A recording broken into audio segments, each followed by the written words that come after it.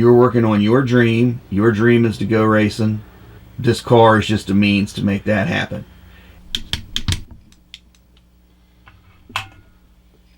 Welcome to another episode of Drag Racing Basics, and today we're going to discuss a topic that comes up from time to time, either as a direct question or just in passing of a conversation that's being had. And that is it more economical to buy a race car or build a race car? And this applies to all classes of racing, right? Drag racing, roundy round, 24 hours of Le Mans or whatever, 24 hours of lemons. There's a wide territory here. Really, there's no right or wrong answer to this question. You have to follow your guts, follow your finances. Does the car suit your purpose? It's your dream. Do it your way. But let's go ahead and look at some of the points you need to think about when you're looking at it this way. First of all, you've decided what kind of racing you want to get into. Okay? Do you have the skills to do what needs to be done to build the car from scratch? Okay, if you do, then do you have the budget, or if you got to save every penny you can, which most of us as sportsman racers and hobby racers and semi-professional racers, whatever you want to say, we have to really be budget conscious. Not all of us have sponsors. Usually if we do have a sponsor, it's not a very big sponsor. Some of us are lucky and get a good deal, but most of us are paying for it out of our pocket with overtime and selling off other things that we've had and played with for a while to pay for what we want to have and play with now. Can you get it done in a timeline that you needed to get it done in? Well, if you have that, then use your talents, build your car, build it on your timeline. It takes as long as it takes. You know it's all brand new. You know it's built to the specifications for the sanctioning body or the class you're going to race in. And you know how much money you spent on it. Get it done at your pace. Does it save money to build it over buy it? It just depends. Does it save money to buy it over or build it? It just depends. It's a case-by-case thing. But the big thing buying a used race car does is save the time of building the car. But that comes with its own little set of rules you have to worry about. Such as, has it been wrecked? If it has been wrecked, how was it repaired? Was there any damage in it elsewhere that was missed? Maybe there's some cracks and some welds that got overlooked, that kind of thing. Has it been kept inside, or has it sit outside on an open trailer in somebody's backyard, mostly covered with a tarp, but sometimes rained in? Does it need to be updated? Are they selling it because it's outdated for its class? Is it no longer competitive in its class? Did the rules of the class change and now it's too heavy? Have bars been added to the cage? These are all things you have to think about. How much good stuff is already on that car for the amount of money that you're paying that you don't have to replace, such as SFI certified parts that require replacement when their date runs out, or sending them for retesting. Most of us just replace them. It's easier that way. Here's a big one. Do you fit in the cage? Can you get in the car? Is the cage going to have to be redone for you to get in the car?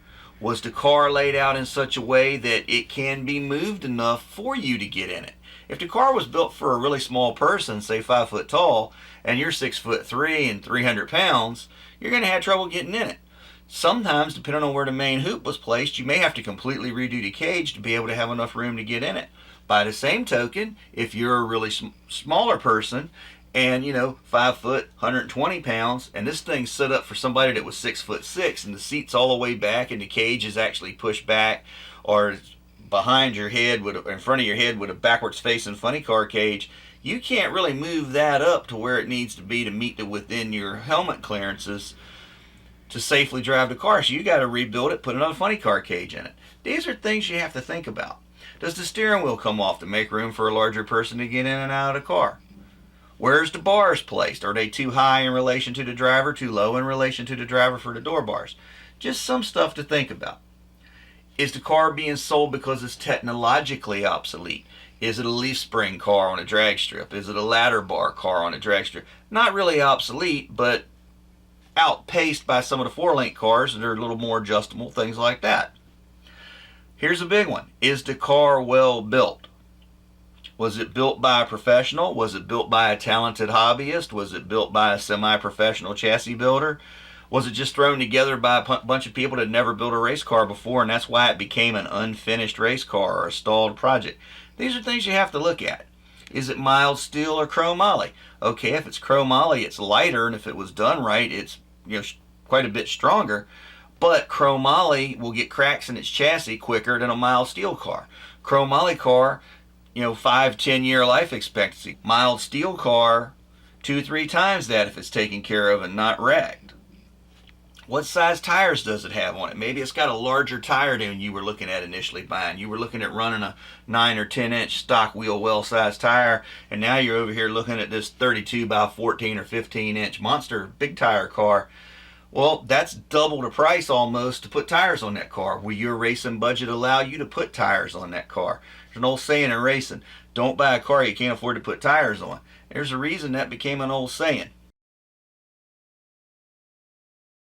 Are you comfortable looking at this car, making these assessments? If you're not, or you're new to the sport or don't have the experience with it, take a friend along that is, or get a pro to come out with you. They won't charge you too much to come out and assess a car for you. Maybe you can get the owner to take it to the pro's shop, get it up on a lift, let them look it over for a half a day or so, or however long they feel like they need to. These are things you need to think about. Take my little black car, for example. I picked it up at a reasonable price. I did not build the cage that's in it, but I do know the people that did build the cage in it. I'm very comfortable with their work. They do a good job. I felt good buying the car. I know I'm safe at the speeds I'm running with the cage I have. That was a win-win situation. It saved me quite a bit of time on building the car, saved me some money for the price I got it for, but basically I got an empty shell with a cage in it. I had to wire it, plumb it, drivetrain, rear end. I had to put everything on it. But that's okay. I was going to do that much work building it myself anyway, which with a basic bolt-on car with a cage in it. Other things people throw at you, I don't want to buy. I found this really nice car. I fit in it. I can save $4,000 or $5,000 if I buy this car on my project, but it's not a popular body style, so somebody's telling me don't buy it because it's not a popular body style. Okay, where the popular body style comes in is when you go to sell it, it's going to be easier to sell it. But by the same token, if you're living your dream and you want to get out there and race, and this car will get you there quicker, you can always buy this car, race it, and then when you take time to build the one you want or find one like you want, then you can sell this one to pay for the updates and upgrades you need to do to this new one. There's many ways to look at this. That's why I say there's no right or wrong answer here. So, just some more things to think about. There's lots of ways to do this. But the main thing is stay motivated, stay positive, and know that you can do it. If you put your mind to it, you can accomplish great things. If you work at it, even taking small bites along the way, you can and will get it done. Don't get discouraged. Stay focused. Follow your dream. Anyway, that's all I got for today. If you found this entertaining, interesting, or informative, please like, comment, or subscribe below.